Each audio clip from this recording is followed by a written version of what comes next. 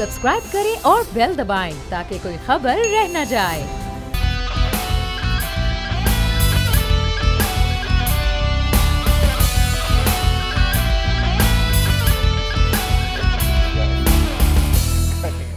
अस्सलामुअलैकुम नाज़रीन, प्रोग्राम में आपको कहेंगे खुश आमदीद। मैं हूं महविश अनस और मेरे साथ मौजूद हैं बोल न्यूज़ के एडिटर इन चीफ नज़ीर लगारी साहब। नाज़रीन, बात करेंगे कोरोना वायरस की, क्योंकि जब से कोरोना वायरस स्टार्ट हुआ है उसके बाद से लॉकडाउन की बातें हुई और लॉकडाउन सबसे पहले सिंध हुकूमत की जानिब से किया गया और उसके बाद हमने देखा कि विफाक की जानिब से भी लॉकडाउन का ऐलान किया गया और उस लॉकडाउन में वक्तन फ़वक्तन तोसी भी होती रही। लेकिन हम देख रहे हैं कि जब से लॉकडाउन की बातें हो रही हैं और लॉकडाउन जब से शुरू हुआ है, खान साहब तब से कन्फ्यूज़ हैं। खान साहब कभी कहते हैं कि वो लॉकडाउन के हामी हैं और कभी वो कहते हैं कि वो लॉकडाउन की मुखालफत में हैं। उन्हीं के वज़ीर असद उमर साहब ने 9 मई तक लॉकडाउन में तोसी का ऐलान किया था, लेकिन उसके बाद हमने देखा कि खान साहब की जानिब से कहा गया कि अमीरों ने अपना सोचा और लॉकडाउन कर लिया और गरीबों के बारे में कुछ नहीं सोचा। अब अमीर कौन है, ये एक सवालिया निशान है। इस पर आपको क्लिप दिखाते हैं। खान साहब की लॉकडाउन पर तनकीद भी, हिमायत भी, कभी फ़ायदे गिनवाते हैं, कभी नुकसानात गिनवाते हैं। लगारी साहब, आखिर वजह क्या है इस कन्फ्यूजन की? कन्फ्यूजन असल में वज़ीर आज़म के अपने दिमाग में है। ये सूरत हाल तो ऐसी नहीं कि यहाँ कन्फ्यूजन पाया तो चलें भी हम कहते हैं कि एक खित्ते में है, एक इलाके में है, एक बरे आज़म में है, या एक मुल्क के अंदर है, एक इलाके में है, एक में नहीं है। इस तरह की बात होती तो फिर हम कहते कि जी ठीक है, वज़ीर आज़म को तो चीज़ें इसी तरह नज़र आ रही हैं।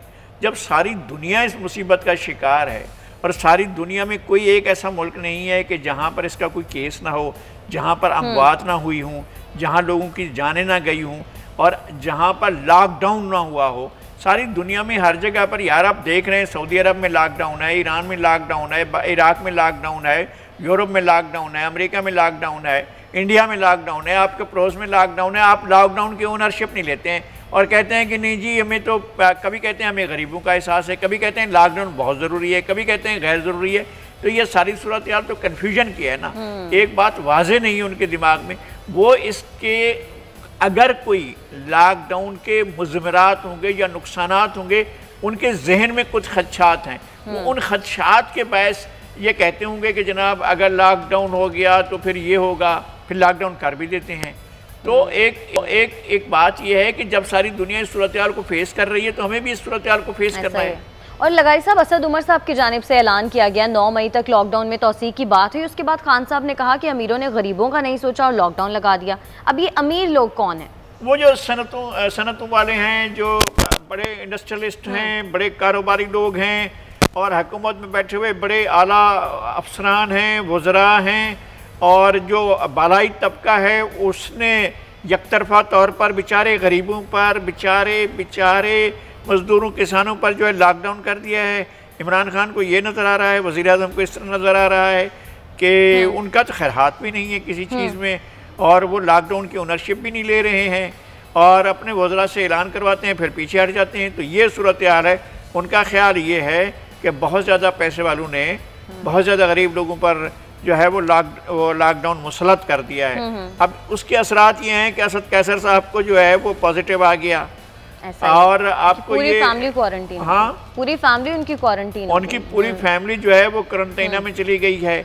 इसी तरह से देखें आप, फैसल एडी जो हैं, इमरान इस्माइल साहब को भी आया, इमरान इस्माइल गवर्नर जो हैं उनको भी यही सूरत हाल है। इन लोगों को जो मुखालफत करते रहे लॉकडाउन की, अपना हमारे गवर्नर साहब तो बहुत करते रहे, लेकिन उनको भी इस सूरत हाल का सामना है। अल्लाह करे कि वो जल्दी ठीक हों, अल्लाह करे कि असद कैसर साहब बहुत जल्द ठीक हों और उनका कोरोना नेगेटिव हो। लेकिन इमरान खान साहब को इस सूरत हाल का ख्याल तो रखना है ना कि ये चीज़ें हो रही हैं। बिल्कुल खान साहब, नाज़रीन कन्फ्यूज़ तो हैं, लेकिन से हम देख रहे हैं कि बेरोज़गार अफराद के लिए राशन का इंतज़ाम भी किया गया था, इमदादी रकम भी तकसीम की गई थी और अभी भी 75 बिलियन के एक पैकेज का हुकूमत की जानिब से ऐलान किया गया है। इस हवाले से भी आपको क्लिप दिखाते हैं। 75 बिलियन के पैकेज का हुकूमत की जानिब से ऐलान किया गया है के लिए। आपको लगता है कि हुकूमत के पास ऐसा डेटा भी मौजूद होगा या फिर ये ऐलान भी टाइगर फोर्स की तरह हिसाब से? मेरे ख्याल में हुकूमत को बहुत कुछ प्लानिंग के साथ करना चाहिए। इसके सवाब और गुनाह का मामला नहीं है, इसके क्रेडिट या डिसक्रेडिट का मामला नहीं है। असल बात यह है कि सही लोगों तक ये पहुँचे। अगर आप इमदाद कर रहे हैं तो सही लोगों तक पहुँचे, तो उसके लिए तो आपको ऑन बोर्ड लेना चाहिए था तमाम स्टेक होल्डर्स को, सुबाई हुकूमतों को, डिस्ट्रिक्ट्स के अंदर जो कॉरपोरेशंस हैं, काउंसिलें हैं, उनको लेना चाहिए था, बल्दियाती इदारों को ऑन बोर्ड लेना चाहिए था, वो तमाम लोगों को, और ज़िला इंतज़ामिया को ऑन बोर्ड लेना चाहिए था, और इसकी कास्ट ऑफ डिस्ट्रीब्यूशन कम से कम होती। ऐसा नहीं हो कि आपने 75 अरब रख दिए, उसके इंतजामिया खर्चात जो है वो 50 अरब हो गए, 25 अरब रुपए आपने लोगों में तकसीम किए, वो भी ठीक लोगों में तकसीम किए, यानी किए। ऐसी नहीं होना चाहिए, ऐसा हो ना। हमारी दुआ है, हमारी ख्वाहिश है, हाँ ऐसा ना हो। लेकिन ऐसा भी तो हो सकता है, ऐसा भी हो सकता है कि जनाब आपने 75 अरब रख दिए, लेकिन मालूम हुआ कि जनाब उसका डाटा ठीक नहीं था तो गलत लोगों तक चला गया। ऐसा ना हो कि जनाब जो है वो आपके पास मालूमात सही ना हो तो भी गलत कोई चीज़ हो जाए। ऐसा ना हो कि दर्द बने दर्द ला दवा, ऐसा ना हो कि तुम भी मदावा ना कर सको। अच्छा लगाई साहब, गवर्नर साहब के मुताबिक 1 करोड़ से ज़ायद अफराद ऐसे हैं जो इस वबा के बाइस बेरोज़गार हो सकते हैं। आपको लगता है कि आने वाला वक्त जो कि बहुत ख़तरनाक साबित होगा, हुकूमत के पास इतनी सलाहियत है कि वो इससे निपट सके? देखें, 1 करोड़ का मतलब क्या है? 20 करोड़ आबादी में से तो 5% हुआ, लेकिन आपकी आबादी आधी के करीब आबादी तो वैसी गुर्बत की लकीर से नीचे है। तो क्या वो उनको कौन खिला रहा था जब हुकूमत मदद को नहीं आ रही थी, जब ये वसाइल तकसीम नहीं कर रही थी, जब वो 1.5 खरब रुपए तकसीम नहीं कर रही थी, जब ये 75 अरब तकसीम नहीं कर रही थी, जब एहसास प्रोग्राम नहीं आया था, जब सब कुछ नहीं आया था, तो भी तो लोग खाना खा रहे थे ना, तो भी तो लोग जी रहे थे ना, मुश्किलात के बावजूद, तकलीफ़ों के बावजूद, एक वक्त भूखा रहने के बावजूद, बच्चों को दूध न देने के बावजूद लोग तो फिर भी। लेकिन लगाई साहब, इस वबा के बायस सफ़ेद पोश जो तबका है वो मुतासर हो रहा है। ये हम जिनकी बात करें ये तो बहुत ही लोअर मिडिल क्लास है ना। मैं ये कहता हूँ कि लोअर मिडिल क्लास और लोअर क्लासेस इंसान नहीं होते हैं, बिल्कुल होते हैं। मैं कहता हूँ कि जिनको पास होता ही नहीं है, जिनके पास कोई गारंटी नहीं होती है कि आज शाम को खाना होगा या नहीं होगा, जिनके बच्चों को कोई गारंटी नहीं होगी कि आज ये जो हंडिया चढ़ने की है ये चढ़ेगी या नहीं चढ़ेगी, जिनको इस बात का यकीन नहीं होता, उनकी हालत ज़्यादा ख़राब है। क्या जिनका खाना कम हो गया, या जिनके जो है वो कल वसाइल थे आज वसाइल कम हो गए हैं, उनके पास फिर भी कोई चीज़ ऐसी हो सकती है कि जिसको सेल आउट करके वो कर सकते हैं। अब मैं अपर मिडिल क्लास की बात कर रहा हूँ और मिडिल क्लास की बात कर रहा हूँ। लोअर मिडिल क्लास की हालत वैसे ही ख़राब होती है, वो उनके साथ करे तो वो बेचारे सफ़ेद पेशी के बहस किसी के आगे हाथ भी नहीं फैला सकते। जो अब गरीब क्या 6 करोड़ 7 करोड़ 8 करोड़ अगर गरीब है तो सारे हाथ फैलाए फिर रहे हैं क्या? क्या आप सड़कों पर इतनी बड़ी तादाद में लोगों को देखते हैं? 1% ऑफ द पॉपुलेशन भी नहीं है, वो 5,000 भी नहीं होंगे जो अगर आप एक रोड से दूसरी रोड तक और एक जगह से दूसरी जगह तक चले जाएं। लोग जो मांग रहे होते हैं वो बहुत ही कम होते हैं। जो जितने लोग भूखे होते हैं वो तो सारे नहीं आ सकते ना आपके सामने हाथ फैलाने के लिए कि अल्लाह ही हमें कुछ दीजिए, हमारे बच्चे भूखे हैं। एक सेल्फ रेस्पेक्ट भी होती है, वो नहीं है। मैं ये कह रहा हूँ कि इसके बावजूद लोग जी रहे हैं। अगर किसी को भी ये खतरा हो कि मैं आज रात भूखा रहना है, और दूसरी सूरत यह है कि भूखा न रहने की सूरत में मैं फिर अगर मैं बाहर जाकर कुछ लेता हूं तो उससे मैं भी ख़त्म हो जाऊंगा, मेरे बच्चे भी ख़त्म हो जाएंगे, तो वो कौन सा ऑप्शन लेगा? वो जीते रहने का ऑप्शन लेगा। और हुकूमत को ये देखना चाहिए। मैं ये कहता हूँ, पहले भी हमने कहा था कि क्या मुमकिन है कि पाकिस्तान के अंदर, मुझे देही इलाकों में तो इसका कोई गुमान भी नहीं होता है कि लोग जाकर खुद पहुँचाते हैं, जिसके घर में खाना ना हो लोग खुद जाते हैं, जाकर पहुँचा कर आते हैं कि आज आपके घर में खाना नहीं है, लीजिए खाना खाइए। और ये होता है, पड़ोसी का ख्याल रखता है। शहरों में भी ऐसा ही है, बाज़ कच्ची आबादियों में, बाज़ गरीब आबादियों के अंदर तो लोग एक दूसरे का ख्याल अब भी रख रहे होते हैं। बाज़ इलाके ऐसे होते हैं जहाँ पर लोग एक दूसरे का ख्याल नहीं रखते और अपने दरवाजे से पड़ोसियों का पता नहीं होता, साथ वालों के साथ उनकी जान पहचान नहीं होती। ऐसा होता है, लेकिन ये उनमें होता है जो अपने तौर पर खुद कफील होते हैं और अपने घर का खाना उनके पास मौजूद होता है। तो ऐसा होता है। मैं ये फिर भी कहता हूँ कि लोग होंगे, यकीनन होंगे, दिहाड़ीदार होंगे जिनको दिहाड़ी नहीं मिल रही होगी, उनके बच्चे भूखे होंगे, यकीनन भूखे होंगे। और मैंने खुद देखे हैं ऐसे लोगों को, और मैं जहाँ तक हो सका है अप्रोच की है, जहाँ तक हो सका है इधर से उधर से मांग कर उनको दिया है। जो अपने घर से कर सकता था वो भी किया है। लेकिन ये होता है, लोग करते रहते हैं। मैं इसको अपनी बात नहीं करना चाहता हूँ, लेकिन ऐसा होता है कि लोग खबर लेते हैं अपने अजीज़ों अकारिब की, अपने रिश्तेदारों की, अपने उन पड़ोसियों की जो बहुत तंग दस्ती का शिकार हूँ, या जिन जानने वालों के बारे में अगर उनको पता हो कि उनको नहीं मिल रहा है तो लोग पहुँचते हैं एक दूसरे के बारे में। लेकिन असल बात यह है कि क्या आप ये चाहेंगे कि जो आज हमारे सामने फिगर्स हैं, ये फिगर इसी तरह से बढ़ते रहें और लोग जो हैं वो शिकार होते रहें कोरोना का, और लोग कोरोना का शिकार होकर अपनी जान जो है ख़तरे में डालते रहें और अपने ख़ानदान की जान, अपने बच्चों की जान, अपने बड़ों की जान इस तरह से ख़तरे में डालते रहें। बिल्कुल। नाज़रीन, पेट्रोलियम मसनूआत की बात, पेट्रोलियम मसनूआत की कीमतों में कमी कर दी गई है और पेट्रोल पाकिस्तान में 15 रुपये कम हो गया है, लेकिन कुछ लोगों का ख्याल है कि प्राइसेस इससे भी ज़्यादा कम होनी चाहिए। क्लिप दिखाते हैं। पेट्रोलियम मसनूआत की कीमतों में कमी क्या वाकई अवाम के लिए फ़ायदेमंद होगी? लगारी साहब, आपको लगता है कि दीगर अशिया की कीमतों में भी कमी होगी इसके बाद? होनी चाहिए। पहली बात तो ये कि होनी चाहिए। ये जो लोगों का एतराज़ है कि कमी जो की गई है वो कम है, हुकूमत ने पहले भी कमी की और दूसरी भी कमी की, लेकिन मजमूई तौर पर अब भी जो हुकूमत है और जो पेट्रोल का बिजनेस करने वाले लोग हैं उनको बहुत ज़्यादा फ़ायदा हो रहा है और हुकूमत जो टैक्सेस ले रही है वो भी ठीक अच्छी खासी उसको तादाद मिकदार में जो है वो उसको मिल रहा है। लेकिन इस पर जो एंकर खुशी मना रहे हैं, ओहो काबिल दीद है। एक पूरे का पूरा एक सारे का सारा एक सिस्टम भी उनके साथ होना चाहिए था। एक ढोल बजाने वाला होता, एक शहनाई बजाने वाला होता, एक तबले पर संगत देने वाला होता, एक हारमोनियम बजाने वाला होता और एंकर ऐलान कर रहे होते हैं कि बहुत बड़ी खुशखबरी हुई है, बहुत बड़ी खुशखबरी हुई। भाई क्या खुशखबरी हुई है? क्या लोगों को मिला है? शुक्र तो अदा करना चाहिए ना। लगा मैं कह रहा हूँ कि शुक्र खुदा का अदा करना चाहिए कि ये सूरत हाल के नतीजे में कोई चीज़ कम तो हुई है। उस कीमतें कीमतें इतनी कम हुई हैं कि नीचे क्रूड ऑयल जो है 11 पर चला गया है, जो कभी भी नहीं था पिछली तारीख में। पिछले कम से कम आप 20-25 साल 30 साल तक के अरसे में चले जाए, वहाँ ऐसी सूरत हाल नहीं थी। ये सूरत हाल आपकी ये जो है अब आज जाकर पैदा हुई है।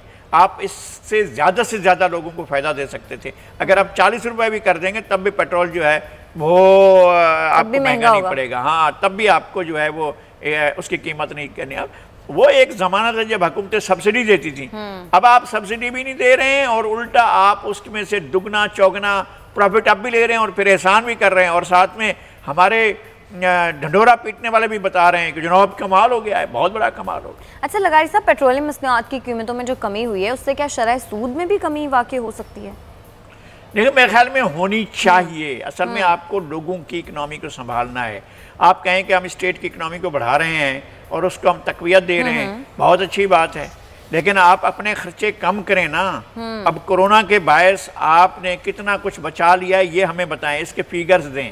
आपके दफातर बंद हैं, वजारतें बंद हैं, महकमे बंद हैं, बिजली इस्तेमाल नहीं हो रही है, कोई चीज़ भी इस्तेमाल नहीं हो रही है, ऐवान वज़ीर आज़म में ज़ियाफ़तें नहीं हो रहे हैं, ज़ोहराने और तकरीबात नहीं हो रहे हैं, ना ऐवान सदर में हो रहे हैं। आप बताएं कि उनके अखराजात में कितनी कमी हुई है। आप इतनी बड़ी खुशखबरी देते हैं कि जनाब वज़ीर आज़म हाउस के अखराजात में कोई 50, 55, 60% कमी हो गई है, तब हम कहते हैं कि जनाब कोई बड़ा कमाल हो गया है। तो ये कमाल तो इस तरह का कि जनाब हमने पेट्रोल की कीमतें और मिट्टी के तेल की कीमतें जो हैं वो कम हुई हैं, डीजल की कीमतें वो कम हुई है, उसका किसी हद तक लोगों को फ़ायदा पहुंचेगा। लेकिन ट्रांसपोर्ट तो आपकी गैस पर चलेगी ना। शहरों में जो ट्रांसपोर्ट चलती है वो तो आपकी जो है वो CNG पर चल रही होती है। लेकिन अभी कल हमारे पास एक शॉट आया था, हमने न्यूज़ में चलाया था, उसमें लोग ये कह रहे थे कि अब हमें CNG ज़्यादा महंगी पड़ रही है, पेट्रोल हमें सस्ता मिल रहा है, CNG भी बहुत महंगी। हाँ, लोग जाएंगे, यही है कि लोग अब जाएंगे डीजल की तरफ वापस जाएंगे। जब डीजल की कीमत में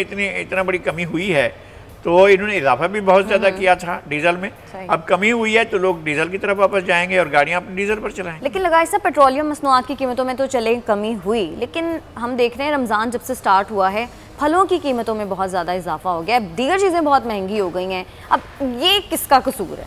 ये तो देख लेना आप, या तो रमज़ान में हमारे यहाँ कोई ख़ास कोड होता है, दुनिया भर में ये होता है, चाहे नॉन मुस्लिम ममालिक की क्यों ना, आप यूरोप में जाएँ या कहीं और ममालिक में चले जाएं जहाँ वेलफेयर स्टेट्स, वो कहती हैं यार आपका मजहबी आपका त्यौहार आ रहा है, आप मजहबी आप के दिन चल रहे हैं, हम आए सस्ती चीज़ें ख़रीदें हमसे, और वो सस्ती कीमतों पर लोग दे रहे होते हैं।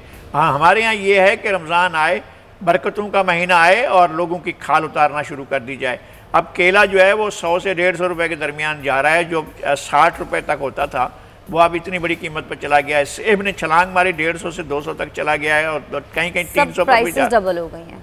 सब चीज़ों की कीमतें इसी तरह से डबल हुई हैं। तो अभी लगता है आने वाले दिनों में कुछ कमी होगी? हमारे अगर भाषण से कमी हो सकती होती है तो हो चुकी होती है। हमारी बातों को कोई नहीं सुनता है, लोग जो हैं अपने हिसाब से कीमतें रखते हैं। अच्छा, ये नहीं है कि हम उससे जाकर लड़ें जिस शख्स से हम जाकर ख़रीद रहे हैं, वो तो पीछे वालों से महंगा ख़रीद रहे हैं ना, पीछे वालों से महंगा ख़रीद रहे हैं। अच्छा वो उस हिसाब से आकर अपना प्रॉफिट मार्जिन रख कर हमारे हवाले करते हैं, तो कीमतें तो पीछे से भाई डीजल की कीमत कम हो गई, पेट्रोल की कीमत कम हो गई, ट्रांसपोर्टेशन की कीमत कम हो गई, आपकी जो है हैंडलिंग की कीमत कम हो गई है, आप मार्केट में ले आए, मार्केट में चीज़ें कम हो गई हैं, कीमतें कम हो गई हैं, अब आपको कौन सी मुसीबत आ गई, कुछ चीज़ों को महंगे से महंगा करके बेच रहे हैं, तो उसका तो जाहिर है मुनाफाखोरी एक चीज़ होती है, मुनाफे की भी एक हद होती है। इस तरह से मुनाफाखोरी जो है कि आप कहें कि सारे रमज़ान की बरकतें मुनाफे की सूरत में सब समेट लें, तो ये तो फिर आपकी अपनी मर्जी। लगाई साहब बचपन से देखते आ रहे हैं, जब भी रमज़ान शुरू होता है सिर्फ यही एक शोर होता है कि महंगाई बढ़ गई है, महंगाई बढ़ गई है। कोई ऐसा रमज़ान भी आएगा जिसमें हमें ये पता चले कि महंगाई बढ़ी नहीं बल्कि कम हो गई है? अल्लाह करे ऐसा हो।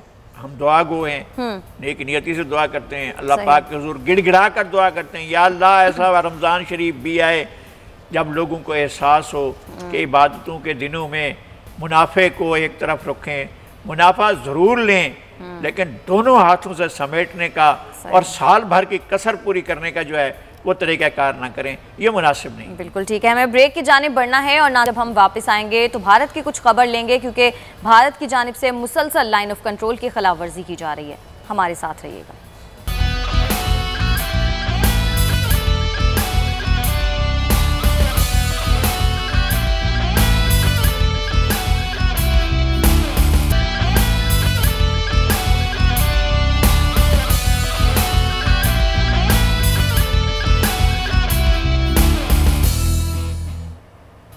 वेलकम बैक नाज़रीन, बात करेंगे ISPR के मुताबिक भारतीय फौज की लाइन ऑफ कंट्रोल पर सीज फायर की खिलाफ वर्जियाँ मुसलसल जारी हैं। लगाई साहब गुज़िश्ता रात भी फायरिंग की गई है भारतीय फौज की जानिब से और शहरी आबादी को निशाना बनाया गया है। कैसा बिहेवियर है ये भारत? मेरे ख्याल में कि अब आपको एक फैसला करना चाहिए कि जब दुश्मन इस तरह का तर्ज अमल अख्तियार कर रहा हो, जब वो बराबर आपको तंग कर रहा हो, जब आपकी शहरी आबादी को निशाना बना रहा हो, तो फिर उसको जवाब दिया जाना चाहिए। हम ऐसा नहीं कर सकते हैं कि जनाब हम एहतजाज करते रहें, सिर्फ दुनिया को बताते रहें, और हम अगर हम हाथ पर हाथ धरे बैठे रहे तो इससे उसकी कार्रवाइयाँ बढ़ती जाएंगी। हमें इसको बहरहाल रोकना चाहिए। आप ये कह रहे हैं पाकिस्तान को अपनी स्ट्रेटजी अब चेंज करनी मेरे ख्याल में हम पुरअमन मुल्क हैं, ये सारी दुनिया जानती है। हमारे ऊपर बहुत से दाग लगाए गए लेकिन हमने सारे दाग धोए हैं, साफ के हमने अपने खून से सारे दाग धोए हैं। दहशतगर्दी का दाग था, पाकिस्तान कोई नहीं कह सकता है कि पाकिस्तान के अंदर दहशतगर्दी बढ़ रही है, पनप रही है और उसको कोई उसको बढ़ावा दे रहा है, कोई नहीं कह सकता है। हम दहशतगर्दी का शिकार हुए और हमने दहशतगर्दी को बेखौफ बुन से उखाड़ कर फेंक दिया है। अब इनफ इज इनफ। इंडिया जो कुछ कर रहा है उसका जवाब में होना चाहिए और तुर्की ब तुर्की जवाब होना चाहिए। ईंट का जवाब पत्थर से होना चाहिए और कोई रास्ता नहीं है। लगाई साहब दुबई से खुसूसी परवाज के जरिए 400 से ज़्यादा वतन वापस पहुंच गए, उनको करंतना सेंटर मुंतकिल कर दिया गया है। लेकिन सवाल ये है कि अब ये 400 पाकिस्तानियों का फ्यूचर क्या है? वहाँ पर ये लोग जॉब कर रहे थे, बेरोजगार हो गए, अब ये पाकिस्तान आ गए हैं, अब क्या करेंगे? अब ये हुकूमत की जिम्मेदारी है कि उनको संभाले, उनको देखे, उनकी फैमिलीज़ को देखे। एक फ़्लाइट जो है वो 3 की थी, एक फ़्लाइट 7 की है, एक फ़्लाइट 10 की है। दुबई से ये फ़्लाइट्स आ रही हैं और PIA की भी है और अरब इमाराट्स की भी कोई और एयरलाइन है, किसी और UAE की कोई एक और एयरलाइन भी लोगों को ला रही है। इस वक्त तो पूरे के पूरे UAE से मुझे फ़ोन आ रहे हैं कि प्लीज़ हमारे लिए कुछ करा दें, हम अपने वतन तो वापस आ सकें। मैं तो रोज़ाना लोगों के फ़ोन सुनता रहता हूँ और उनसे बात होती रहती है। लोग बहुत परेशान हैं इस सूरत हाल से और लोग अपने कमरों में कैद हैं, लोगों को खाने की चीज़ें नहीं मिल रही हैं। लोग मज़दूर थे, दिहाड़ीदार थे, उनकी दिहाड़ी नहीं है, उनका रोज़गार नहीं लगा हुआ है, लोग बहुत परेशान हैं और बहुत ज़्यादा राब्ते कर रहे हैं। तो हुकूमत को ही उन पर तवज्जो देनी होगी। लगाई साहब कराची में 5 से 8 मई तक हीट वेव चलने का इम्कान है। इस वक्त तो सिंध हुकूमत कोरोना वायरस से लगता है कि हीट वेव से बचने के लिए कोई इंतजाम किए गए होंगे कि महकमा मौसमियात ने तो बता दिया है कि हीट वेव्स चलेंगी। तो अब ये लोगों के लिए लाजमी नहीं है कि वो घरों पर रहें। किसने अब कहा है कि जब हुकूमत भी लॉकडाउन का कह रही है, जब कोरोना का फैलाव भी लॉकडाउन का कह रहा है, जब वफाकी हुकूमत भी थोड़ी बहुत ओनरशिप ले रही है, जब दफातर भी बंद हैं, फिर क्या जरूरत पड़ी है कि आप बाइक निकालें और कहें जरा मैं बाहर तो होकर आऊँ। बाहर तो हीट वेव चल रहा है, हीट वेव चल रही है। बाहर तो एक ऐसी है कि आपको गर्मी लगे तो आपकी वैसे एक तो कोरोना का खौफ अलग है और दूसरा जो है वो हीट वेव से पिछली दफ़ा और मई में ही हुआ था, पिछली दफ़ा कितने लोग जो हैं वो अपनी जान से गए थे।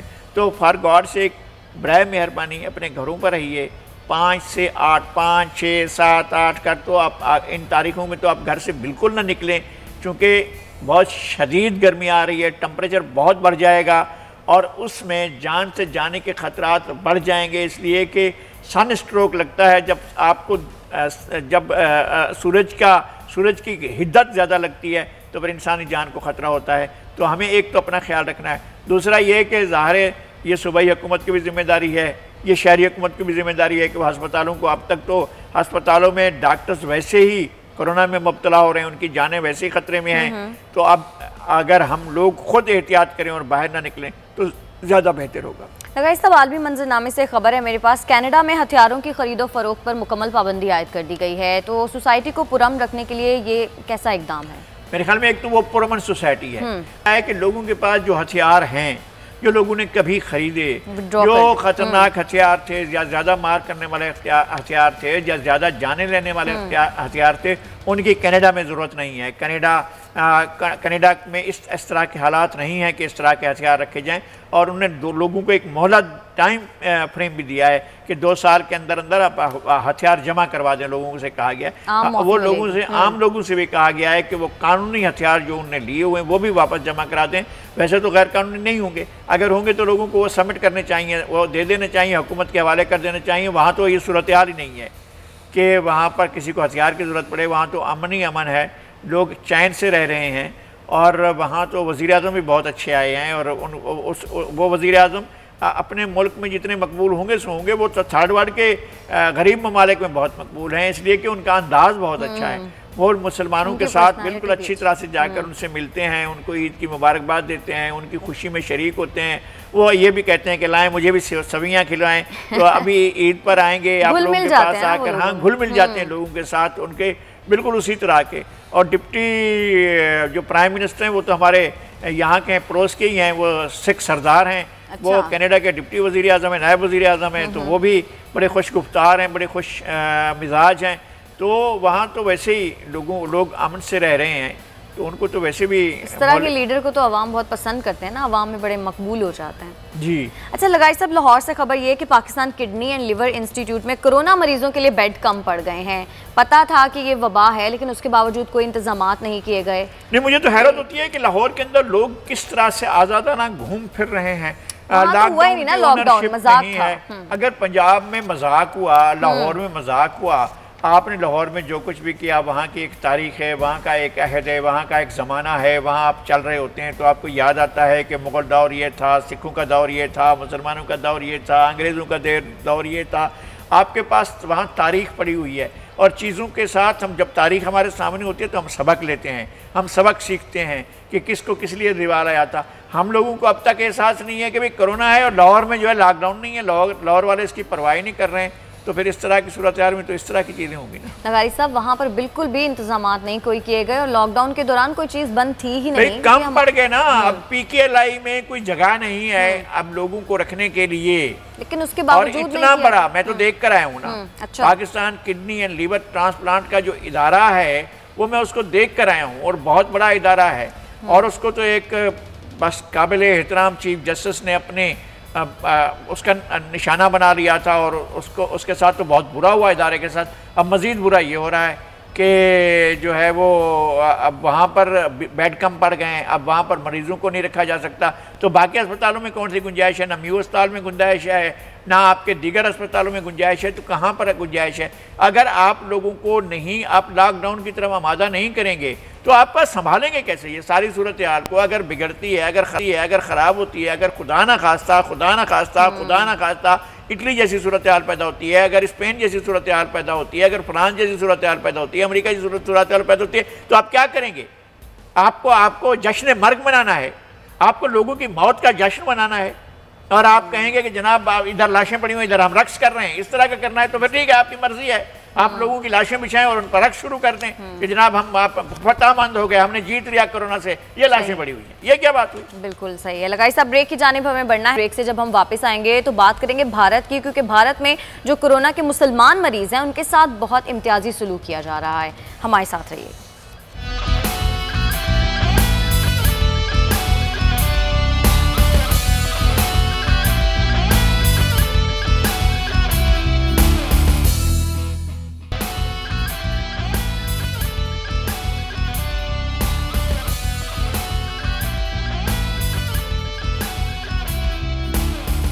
वेलकम बैक नाज़रीन। और नाज़रीन, अभी हम बात कर लेंगे कोरोना वायरस से ही रिलेटेड, जो हमने पहले बात भी की थी। लगारी साहब, इंडिया में मुसलमान मरीजों के साथ इम्तियाजी सलूक किया जा रहा है। मजहब के नाम पर उन्हें गालियां दी जा रही हैं और मजहब के नाम पर उनके साथ ये सलूक हो, बल्कि ये तक कहा जा रहा है कि कोरोना के जिम्मेदार मुसलमान हैं। गोया कि इंडिया के अंदर कोरोना कोई स्पेशल किस्म का आया है, जो चीन के कोरोना से अलग है, जो अमेरिका के कोरोना से अलग है, जो इटली के कोरोना से अलग है, जो जापान के कोरोना से अलग है, जो दुनिया के दीगर ममालिक के कोरोना से अलग है। वहाँ कोई ख़ास किस्म का कोरोना है जिसके अंदर कोई इस्लाम मिला हुआ है या मुसलमान मिले हुए हैं, और वो जो आकर इंडिया के ऊपर हमला कर रहे हैं। ये बेवकूफ़ी, हिमाकत, जहालत, तंग नज़री, इसकी कोई लॉजिक नहीं है। क्या बात करते हैं, यानी मोदी का सारे लोगों का दिमाग मोदी का दिमाग हो गया है, सारे लोगों की अकल मोदी की अकल हो गई है। इंडिया बेवकूफ़ों का मुल्क बन गया, जाहिलों का मुल्क बन गया कि इस तरह की बातें बैठकर करें। वो अरुणधत्ती राय ने जब इस सूरत हाल पर तनकीद की तो एक वजीर कहता है कि इनको गिरफ्तार कर लेना चाहिए, ये इंडिया की सलामती के लिए खतरा है। अगर अरुणधत्ती राय खतरा है तो फिर मुसलमान भी खतरा होंगे, फिर कोरोना भी मुसलमान होंगे। ये क्या किस्म की लॉजिक है, किस किस्म की मंतक है, किस तरह के जाहिलाना मंतक पेश की जाती है। इंडिया अपने टूटने की मंजिल तक जा रहा है। मैं पिछले 1.5 साल से कह रहा हूँ, इंडिया अपनी तबाही की तरफ जा रहा है, और तबाही की गद्दी के ऊपर मोदी बैठा हुआ है, जो जहालत का, जुल्म का, बर्बरियत का, दहशत का, खौफ का और बदमाशी का सिंबल है इंडिया के अंदर। और वो दुनिया के सामने अपने आप को क्या साबित करना चाहता है, क्या बताना चाहता है कि वो इतनी बड़ी अक़लियत को, 25 करोड़ लोगों को जो है वो एक साथ एक ही तरह से डील करके वो लोगों को खा जाएगा, लोगों को हजम कर जाएगा। ये पॉसिबल है उसके लिए? फिर अक़लियतें और नहीं है क्या? फिर बाकी रहता क्या है? ये वेश या खिस्ती जो है, ये मोदी, इसको पता है कि चंद ब्राह्मण और चंद वेश और चंद खितरी के बाद बाकी सारा इंडिया क्या है? दलित हैं बड़ी तादाद में, सबसे बड़ी तादाद दलितों की है। उसके बाद जो है मुसलमान हैं, उसके बाद ईसाई हैं, उसके बाद बुद्ध मत हैं, उसके बाद जैन हैं। सारी के सारी उनको सबको अक़लियतें जो हैं, तमाम लोग जो हैं वो सारे के सारे ख़तरनाक नज़र आते हैं, सारे के सारे लोग। और फिर उनको नज़र नहीं आता उनकी नाइंसाफ़ी के खिलाफ कितनी बड़ी तहरीकें चल रही हैं, सब लोग आज़ादी मांग रहे हैं। टूटने वाला है इंडिया। लगाइस साहब, भारत में दुनिया का तवील लॉकडाउन 18 मई तक तौसीह कर दी गई है। इंडिया को ये बात समझ क्यों नहीं आती है, मकबूजा कश्मीर से तो लॉकडाउन ख़त्म करे, वहाँ से तो कर्फ्यू ख़त्म करे, शायद फिर उनके भी हालात थोड़े से बेहतर हो जाए। देखें, कश्मीर से इस वक्त इस कोरोना से तो है, लेकिन इंडिया से सेफ नहीं है, इंडिया की फौज से सेफ नहीं है। इंडिया में 8 लाख आर्मी, फिर उसके बाद मोदी ने जब ये आर्टिकल 370 को रिवोक करने का फैसला किया था, उससे पहले वहाँ पर गोरिल्ला दस्ते भिजवाए गए थे, वहाँ पर जो छापामार दस्ते भिजवाए गए थे, वहाँ पर वो एक खतरनाक किस्म की फौज भिजवाई गई थी, वो वहाँ मौजूद है। फौजों के और दस्ते भिजवाए गए, वो वहाँ मौजूद हैं। पूरा इंडिया एक दहशत की सूरत में कश्मीर पर मुसल्लत है और सारी दुनिया देख रही है। अगर दुनिया की आंखें चुंधिया गई हैं, अगर दुनिया की आंखों में एक मोतिया आ गया है, अगर दुनिया की आंखें नहीं देख रही हैं, तो अब लोग देखें। अगर हुक्मरान नहीं देख पा रहे हैं, अगर कैपिटल्स नहीं देख रहे हैं, अगर लंदन, वाशिंगटन और न्यूयॉर्क और फ्रांस और लंदन को नजर नहीं आ रहा है, तो कम अज कम सारी दुनिया के लोग देख लें। अमरीकियों देखो, बरतानिया के लोगों देखो, फ्रांस के लोगों देखो, किस कयामत से गुजर रहे हैं कश्मीर के लोग, किस अजाब से गुजर रहे हैं। अगस्त से लेकर अब तक 8-9 महीने होने वाले हैं, लोगों ने सूरज नहीं देखा है, लोगों ने दिन की रोशनी नहीं देखी है, लोगों ने धूप नहीं देखी है, लोगों ने सिर्फ एक बात देखी है कि घर के अंदर कैद हैं, लाशें वहां दफना रहे हैं घरों के अंदर। ये इंडिया को, इंडिया की हुक्मरानों को, इंडिया के हुक्मरान अशराफिया को, इंडिया की फौज को शर्म आनी चाहिए। और दुनिया के हुक्मरानों को भी और दुनिया के बड़े कैपिटल्स के बड़े ऐवानों में बैठे हुए बड़े लोगों को भी शर्म आनी चाहिए। लेकिन लगारी साहब, वबा वहाँ पर भी तो फैली होगी ना, हम तो फिर इलाज के लिए जा सकते हैं, वहाँ के लोग क्या कर रहे होंगे? वहाँ के लोग जाहिर है वो पहले से मौत का सामना कर रहे हैं, वो पहले भी कयामत का सामना कर रहे हैं, वैसे भी बदतरीन हालात का सामना कर रहे हैं। 72 सालों से वो एक जिद्दोजहद में पहले से ही हैं। ये मुसीबत आई है, ये अर्जी मुसीबत है। हो सकता है हमें इसकी एक दिन के लिए भी नहीं, एक घंटे के लिए भी नहीं, 1 मिनट के लिए भी इसकी कोई लॉजिक नहीं है कि उनके ऊपर लॉकडाउन होना चाहिए। लेकिन लॉकडाउन की वजह से कम वो क्वारंटाइन तो हैं और हो सकता है कि इससे जो है वो कोरोना कम फैले। लेकिन हम ये नहीं चाहते हैं कि वो एक दिन के लिए भी, उनने बहुत बड़ी मुसीबत झेली है, बहुत बड़ी मुसीबत, इतनी बड़ी मुसीबत दुनिया के किसी खित्ते के, किसी इलाके के, किसी जगह के भी लोगों ने नहीं झेली है, इतनी कश्मीरी झेल रहे हैं। कश्मीरियों और फ़लस्तीनियों के साथ इंसाफ होना चाहिए और फ़लस्तीन के साथ जो जबर हो रहा है और कश्मीर के साथ जो जबर हो रहा है उसे ख़त्म होना चाहिए। बिल्कुल ठीक है लगाई साहब, बहुत शुक्रिया आज के लिए आपका। आज के प्रोग्राम से इतना ही, कल फिर से आपकी खिदमत में हाजिर होंगे, तब तक के लिए हमें इजाज़त दीजिएगा। अल्लाह ने के बाद।